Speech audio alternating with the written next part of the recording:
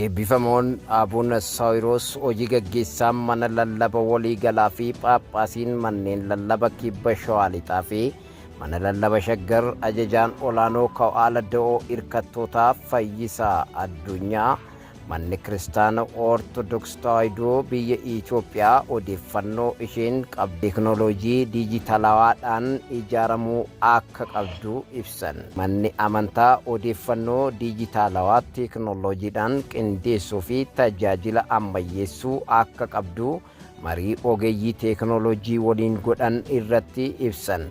Eebbifamoon hojii gaggeessaan haasawaa taasisaniin abbootiin keenya duraanii teekinooloojii yeroo irratti jiru fayyadamuudhaan haala yeroo waliin wal simsiisuun hojii bu'aa qabeessa hojjechaa akka turan ibsuun dhaloonni amma jirus teekinooloojii yeroon fide kanatti fayyadamuudhaan dhaloota dhufuuf hojii bu'aa qabeessa hojjechuu akka qabu ibsan. Kanaafuu dhaloonni ammaa seenaa abboota keenyaa duraanii yaadachuudhaan ashaaraa mataa isaa kaa'uuf dhaloota dhufutti hojjechuu akka qabuuf dubbataniiru. Dookumantariiwwan mana kiristaana Ortodoksii Tawaahidoo keessa jiran hundi koompitaraayizidii gochuudhaan haalota danda'amu uumuutu irra jiraata ala jedhanis dabalataan dubbataniiru.